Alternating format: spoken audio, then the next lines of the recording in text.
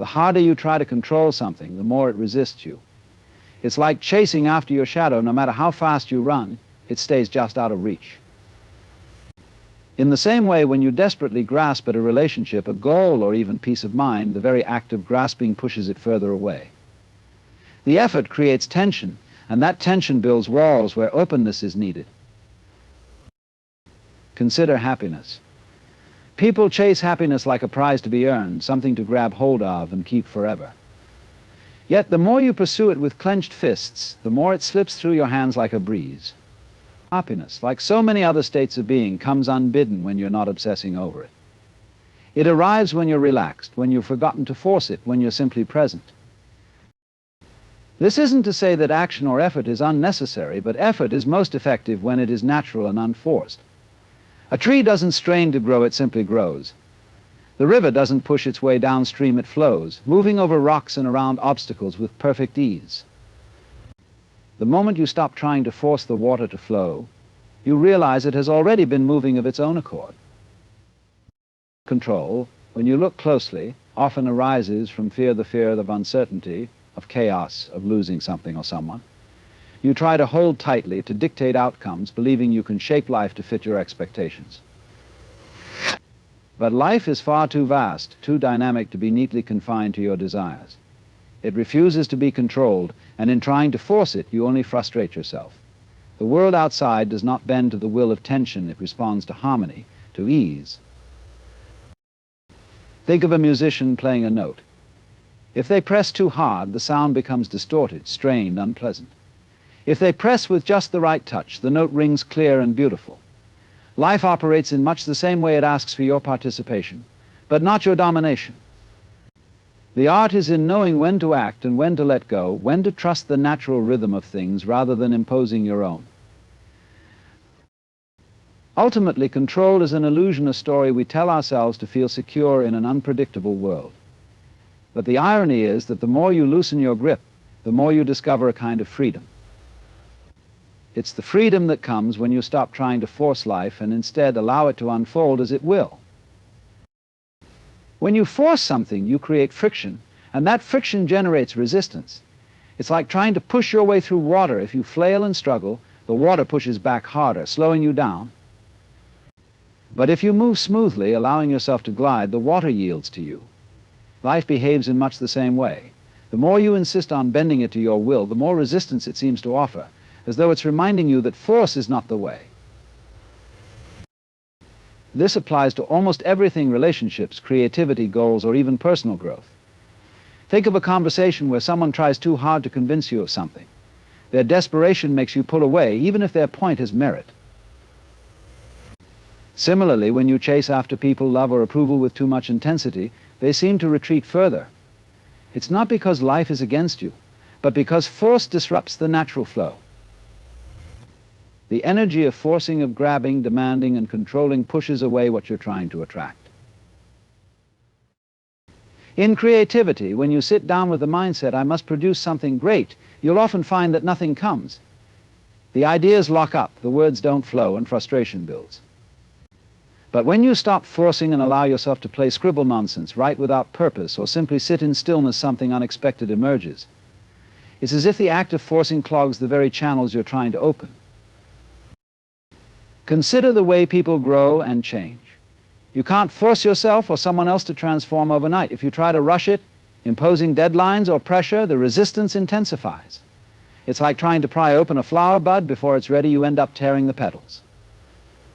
Growth happens naturally, given the right conditions: patience, understanding, and trust. Even in our bodies, we can feel this resistance. Try to relax your shoulders or calm your breath by forcing yourself to do it, and you'll only tense up further. But when you simply let go, when you allow the tension to dissolve on its own, relaxation arises naturally. This is the paradox of resistance. The more you push, the more pushback you receive. When you fight life, life fights back. When you impose your will upon it, you encounter obstacles at every turn. It's not that life is unkind or difficult, but that force is the wrong tool for the job. Life responds best to harmony, to gentleness, to allowing. The lesson is not to stop acting or to give up, but to act with life rather than against it. When you release the need to force, you find that everything moves with greater ease. Like a sailor who uses the wind to guide their course, rather than rowing against it, you work with the forces around you. And in doing so, you realize that what once seemed resistant was simply waiting for you to stop pushing. Life is not a static thing, a fixed entity waiting for you to control it. It's fluid, constantly in motion, like the ocean waves that rise and fall with the pull of unseen forces.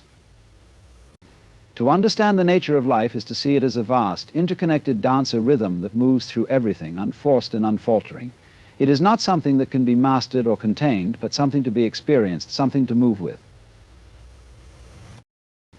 Look at the seasons. No one has to tell the trees to shed their leaves, nor does the earth need prompting to bloom in the spring. These cycles are not the result of human effort, but a natural unfolding that happens without intervention. Life, like the seasons, is a continual process of change. It flows, it grows, it dies, and it is reborn. Each moment is a new expression of the same ongoing cycle. Life is not concerned with the future or the past. It simply is.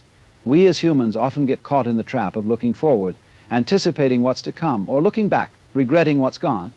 But true life exists only in the present. It cannot be grasped by our thoughts or manipulated by our will. It is happening now in this very moment, beneath our noses, whether we are aware of it or not. The very act of trying to control or direct life pulls us away from the reality of it. When you observe nature, you see that everything has its own intelligence. A flower doesn't question its form or wonder when it will bloom. It simply blooms when the time is right. The animals do not fret over the future, nor do they regret their past. They live in the moment, responding to the needs of their bodies, their environments, and their instincts.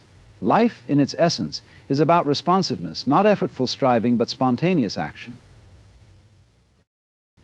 This is also true within us. Our hearts beat, our lungs breathe, and our bodies move in coordination without our conscious interference. The vast majority of our existence is happening on a level far beyond our egoic control. It's the body's own wisdom, the intelligence of life, that moves within us all, guiding us through each moment with a deep, unconscious understanding of what is needed next. We are part of this great unfolding, not separate from it. At the same time, the nature of life is its unpredictability. We cannot know with certainty what tomorrow will bring, and that uncertainty can be unsettling. Yet it is the very unpredictability of life that makes it so vibrant. It's this unknown, this open space, that allows for growth, for transformation, for creativity. If life were predictable, it would be stagnant. If we knew exactly what would happen every moment, we'd lose the magic of it, the excitement of the unknown, the thrill of discovery. Life, in its deepest essence, does not force its will upon you. It doesn't demand that you conform to a particular plan or mold. It simply invites you to join in the flow. It asks that you stop resisting, stop trying to control, and instead trust the natural process that is already unfolding. The more you align yourself with this flow, the more you find peace, because the nature of life is not to be mastered or owned, but to be lived, to be experienced, to be allowed to unfold as it will. To understand life, you must stop trying to hold on to it. You must let go of the need to dictate its course and instead listen, observe, and participate. In doing so, you become part of its great rhythm, dancing along with it, no longer struggling against it, but flowing with it as one continuous movement. The idea of separation is one of the most deeply ingrained illusions we carry. We tend to see ourselves as distinct individual beings, separate from the world around us, from others, and even from our own inner experiences. We imagine ourselves as independent entities, with an I that is distinct from the rest of existence, as if we are separate from the vast interconnected web of life. This sense of separation is a product of the mind, a mental construct designed to make sense of the world, but in truth, it is an illusion. Look at the human body. Every cell is not an isolated entity. It functions in relation to countless other cells, creating a harmonious, interdependent system. The body's organs are not working alone. They are interconnected, communicating constantly, in a way that is far beyond the comprehension of our conscious mind. The heart doesn't beat in isolation from the lungs or the brain. The very breath we take is not only part of our body, but is shared with the world. The air we breathe is the same air the trees release. There is no true division between the I and the environment. Our body and the world around us are in a constant dance of exchange, one system supporting and nourishing the other. This same interconnectedness applies to everything. The distinction we make between ourselves and nature is arbitrary. When we separate ourselves from the earth, we treat it as something out there rather than as part of us. We cut ourselves off from the very source of our existence. The water that flows through our veins once flowed through the rivers, the same rivers that nourish the trees and the animals. The food we eat is grown from the earth, and our waste returns to the soil. The atoms that make up our bodies were formed in the hearts of stars long ago. Every moment we live is a continuous process of exchange between the self and the world. In our minds, we create categories and distinctions, me and you, this and that, subject and object. But these labels are simply ways for us to navigate the world, not the reality of how things exist.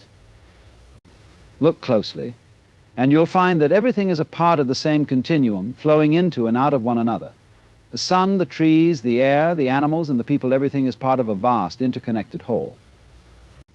Our sense of separation is like a ripple on the surface of the ocean. It appears distinct for a moment, but underneath it is the same water.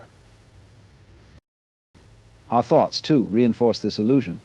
We build an identity, an I that we believe is separate from everything else. We see ourselves as isolated individuals with our own thoughts, desires, and goals, as if we are separate from the world, standing apart. Yet, when we look deeper, we realize that our thoughts are not entirely our own. They are shaped by the culture we grow up in, the people we meet, the books we read, the things we experience. Even our sense of self is not something we create from scratch. It is a product of the world around us, a reflection of all the influences that have shaped us. Our identity is not a solid, permanent thing, but a fluid, ever-changing expression of the larger forces at play. And when we experience emotions, joy, sorrow, fear, love, they too are not isolated. We are not the only ones who feel them. Our emotions are shared human experiences. When you feel joy, you are not alone in that joy. Others are experiencing it too, somewhere. When you feel sorrow, you are not the only one who knows that grief. We all share the same emotional language, and this connection goes far beyond the boundaries of our individual selves. In fact, the very concept of the individual is a temporary construct. We are born into this world connected to others through the love and care of parents, through society, through the environment. We exist as part of a larger web, and yet we insist on carving ourselves out as distinct, separate beings. This insistence creates suffering because the reality is that we are not separate. When we believe that we are, we experience loneliness, isolation, and alienation. The illusion of separation creates barriers, and those barriers, in turn, create a sense of conflict, both within and without. To break free of this illusion is to realize that we are not separate, but part of something greater, something far more expansive and interconnected than we can understand. It is to see that the I we cling to is not a solid, permanent entity, but a fluid and ever-changing expression of the world itself. There is no me standing apart from the universe, no you separate from the other. We are all part of one great unfolding process, a movement that transcends the boundaries of the mind and flows into everything around us. When you let go, you stop fighting against the current of life. Imagine a river flowing effortlessly toward the ocean. If you jump into that river and begin to struggle, trying to swim upstream, you only tire yourself. The water flows with such ease, unimpeded by resistance. And yet, when you allow yourself to surrender to it, you are carried along effortlessly, moving with the flow. Life, in the same way, moves in rhythms and cycles, and the more we try to control it, the more we encounter friction and stress. The moment we stop resisting, the moment we stop trying to dictate how things should unfold, peace begins to settle within us. Letting go doesn't mean surrendering to apathy or inaction. It's not about abandoning your goals or ceasing to care. It's about releasing the tight grip you hold on the outcomes. When you let go, you acknowledge that ultimately you are not in control of everything. You cannot control others, the future, or even the course of events, but you can control how you respond to them. Letting go means choosing to let things unfold as they will without the constant need to manage or force them into a particular mold. It's a deep act of trust that life will take its course, that you are part of something much larger than your individual will. When you release your attachment to outcomes, you are freed from the anxiety and worry that come from fearing what might happen. So much of our stress comes from the desire to know, to predict, and to manipulate future events. But the truth is, no one knows exactly what will happen. Life is full of uncertainties, and the more we try to control that uncertainty, the more we lock ourselves in a cage of fear. But when you let go, you make peace with the unknown. You accept the mystery of life. Instead of trying to manipulate it, you learn to flow with it, and this brings a sense of inner calm. Letting go also means releasing the past, especially the emotions tied to it. So many of us live our lives chained to memories of what has been guilt, regret, anger, or nostalgia. These feelings are rooted in the past, and they keep us from living fully in the present. When we hold on to past events, we remain stuck in a loop of what was rather than embracing what is. The act of letting go allows us to make peace with what has already happened, freeing up energy to fully engage with the present moment. The past is no longer a weight that drags us down, but a part of the flow of life, a lesson learned, a chapter closed.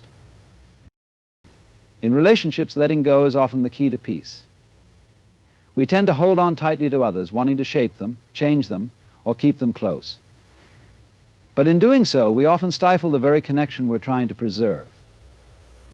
When you let go of the need to control or possess, you allow space for the other person to be themselves and for the relationship to develop naturally without the pressure of expectation. Love, after all, is not about holding on tightly, it's about allowing freedom. When you release the need to control, love flows more freely, with less fear and more trust.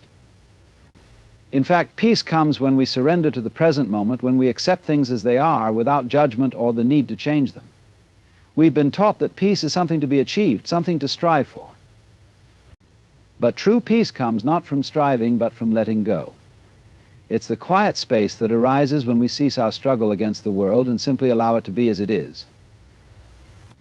It's the absence of conflict, not because there is nothing to fight for, but because we stop seeing life as something to conquer. The moment you let go, you open yourself to a different kind of power, a quiet strength that arises from trust and surrender. You no longer feel the need to control every aspect of your existence, and as a result, you discover a deeper peace. Life no longer feels like a battle to be fought, but a mystery to be embraced. The beauty of letting go is that in releasing our need for control, we allow ourselves to experience life as it truly is, unencumbered by fear, expectation, or resistance. And in that space, peace can be found. Trusting in life's intelligence is an act of surrender to something far greater than our individual minds can comprehend. Life as it unfolds operates through principles that go beyond human understanding. Just like the seed that, without conscious thought, pushes its way through the soil toward the sun, life is constantly unfolding in its own way, following a pattern that we are not always aware of, but can feel if we allow ourselves to listen. This intelligence is not something we must impose or create. It is already present in everything, in every moment. It's the pulse of existence itself, the force that organizes galaxies and governs the growth of plants, the ebb and flow of the tides, and the beating of our hearts. When we begin to trust this intelligence, we open ourselves to the natural flow of life without the constant need for intervention. Life's intelligence doesn't operate in a linear, predictable way. It's not concerned with rigid plans or timelines. The mind, in its desire for security and certainty, demands that life should unfold in a specific sequence, according to a set of rules it has constructed. Yet life doesn't follow these rules. It's far too vast and complex for that. There are moments of joy, moments of struggle, times of deep peace, and moments of chaos, each a necessary part of the greater process. This intelligence, while often elusive to the logical mind, has its own rhythm. It operates in cycles, in patterns that sometimes only make sense in hindsight. The chaos we might experience today could, in time, reveal itself to be the very thing that leads us to clarity tomorrow. When we trust in life's intelligence, we cease to demand that it behave in a way that fits our expectations, and instead we allow it to unfold as it will.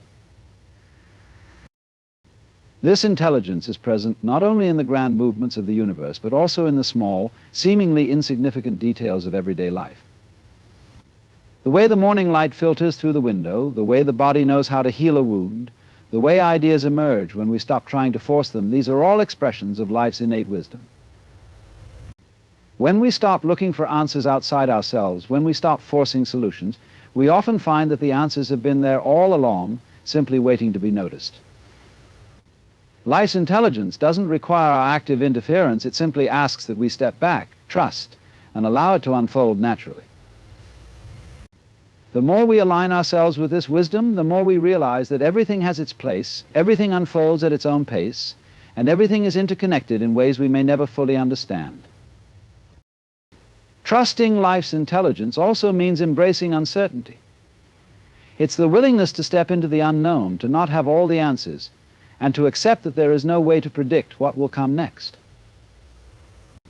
The mind seeks certainty because it feels safer, more in control. But the truth is, the most vibrant experiences in life are often the ones that cannot be predicted. Trusting life means being comfortable with the unknown, knowing that even in uncertainty, there is a deeper intelligence at work, guiding us along the path, even if we cannot see it clearly. This doesn't mean passivity or inaction. It means responding to the unfolding of life with openness and awareness without trying to force a specific outcome. When we trust life's intelligence, we learn to trust ourselves. We begin to see that the same force that moves the stars is also the one that moves through us. We don't need to fight against it or try to control it. We are part of it. Just as a leaf doesn't try to direct the wind, but lets it carry it, we can learn to move with the current of life, allowing it to guide us. In this trust, there is peace. We let go of the need to control the future or regret the past, and instead we experience life as it is, in its fullness, in its completeness, in its wisdom. The more we trust life's intelligence, the more we realize that we are not separate from it, but woven into its fabric. It is not something out there to be understood or controlled. It is something we are already intimately part of. When we surrender to life's intelligence, we are not giving up or resigning ourselves to passivity. We are aligning with the flow of the universe. It's an active participation in the mystery of life, not as something separate from us, but as an integral, living part of us.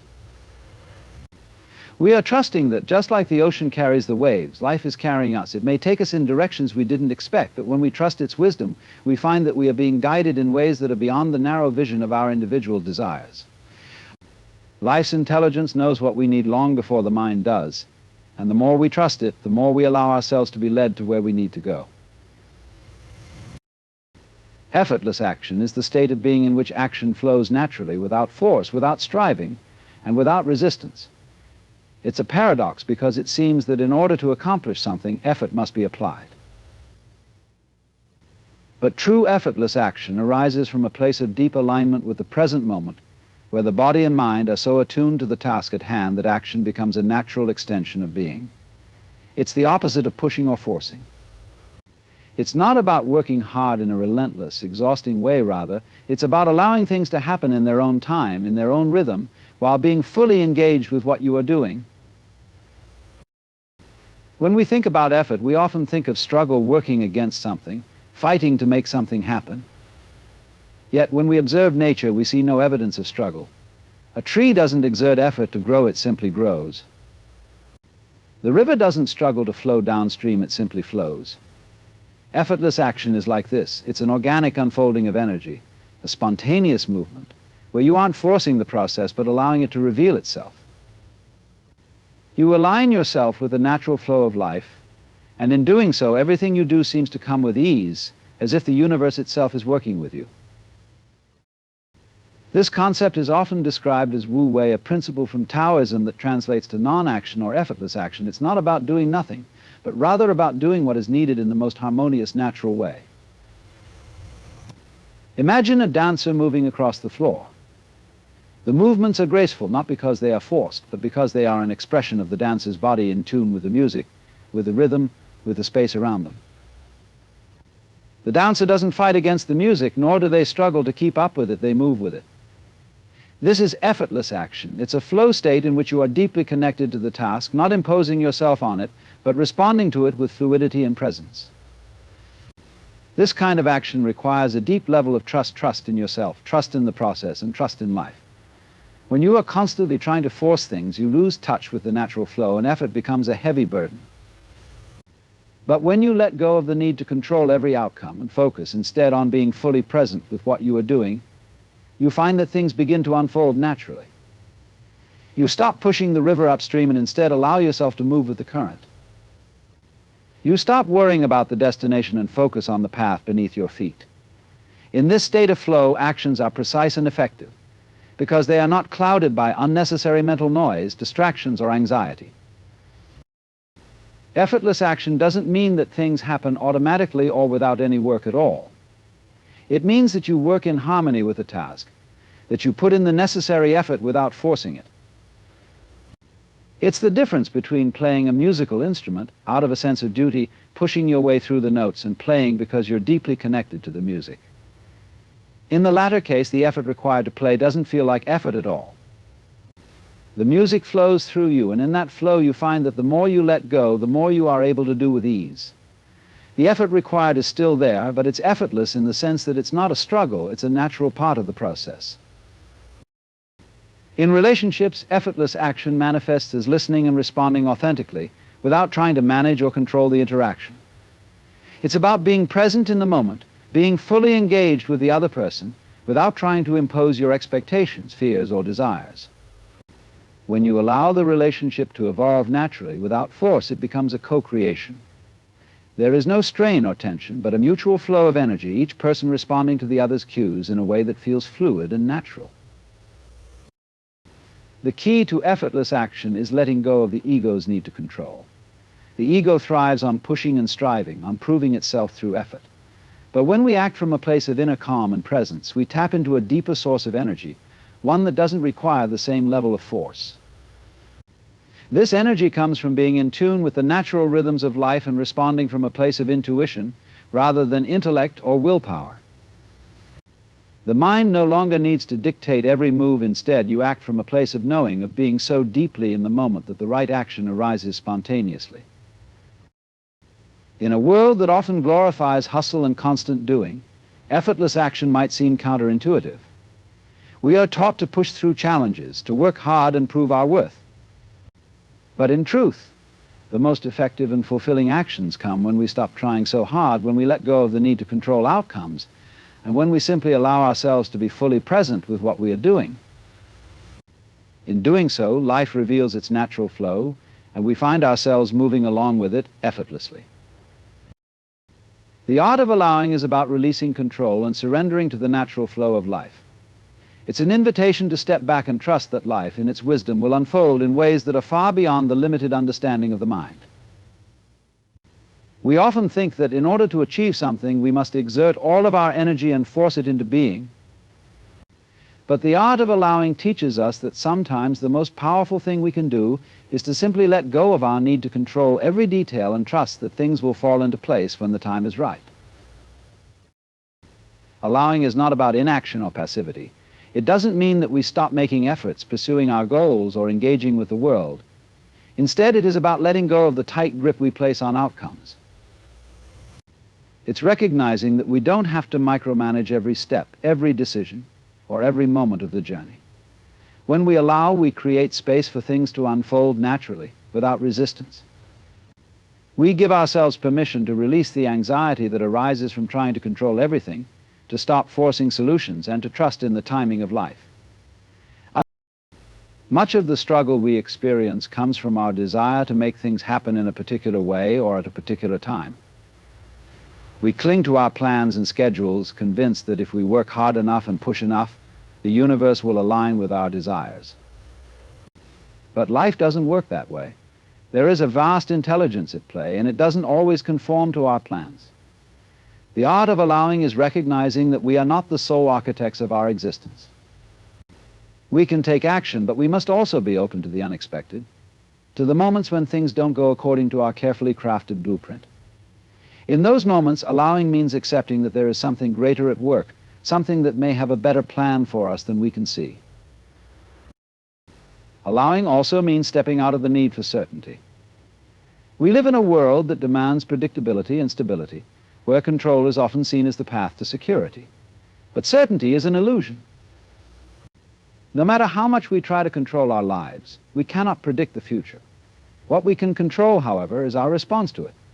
When we allow, we embrace uncertainty, and in doing so, we free ourselves from the anxiety that comes with trying to forecast every outcome. Instead of trying to figure everything out, we accept the mystery of life and let it reveal itself in its own time. In relationships, allowing creates space for true connection. When we allow another person to be who they are, without trying to change them or mold them into our expectations, we open the door to deeper, more authentic bonds. We let go of our need to fix or control, and instead we meet others where they are. This kind of allowing fosters acceptance, love, and mutual respect because it is rooted in the understanding that we are all on our own unique paths, and our role is not to dictate the course of someone else's journey. It is simply to walk alongside them, allowing their path to unfold in its own way, just as we allow our own. The art of allowing is also deeply connected to patience. It requires the patience to step back and wait, even when the world seems to be moving too slowly, or when we feel a sense of urgency. It's about recognizing that all things have their time. When we are too attached to specific timelines or outcomes, we risk missing the lessons, the beauty, and the opportunities that are available in the present moment. Allowing means trusting that what is meant for us will come when it is meant to come, and that the wait itself can be part of the process, full of its own lessons. Letting go of control also means giving up the illusion of perfection. We often hold on to the belief that things must be perfect in order for us to be happy, to feel secure, or to succeed. But perfection is an unattainable goal. Life is messy, unpredictable, and full of surprises, and it is in this imperfection that true beauty lies. Allowing means embracing the flaws, the uncertainties, and the unexpected turns in the road, because they are what make life rich and meaningful. By releasing the need for everything to be flawless, we free ourselves to experience life as it is, with all its contradictions and complexity. In essence, the art of allowing is a practice of trust, patience, and surrender. It is the understanding that, while we may take action, the outcome is not in our hands alone. It's about recognizing that life has its own timing, its own rhythm, and its own way of unfolding, and that when we allow ourselves to flow with it, rather than against it, we are aligning ourselves with the natural order of the universe. We stop fighting for control and start moving in harmony with the flow of life, trusting that everything is happening as it should. This state of allowing brings peace because it frees us from the endless struggle to shape reality and lets us experience the present moment with openness, acceptance, and grace. In the end, the art of allowing is about stepping back from the need to control and embracing the natural flow of life. It is an invitation to trust in the inherent intelligence of the universe, to recognize that while we may act, we do not always need to force outcomes. By releasing our grip on expectations, we open ourselves to the beauty of life unfolding in its own time, free from resistance, anxiety, and struggle. When we practice allowing, we cultivate patience, presence, and a deep sense of peace, knowing that all things come in their own perfect time, and that we are a part of the grand, unfolding journey of existence. In this space of surrender, life becomes a dance of trust, and we are carried forward with grace and ease, guided by the rhythm of the universe.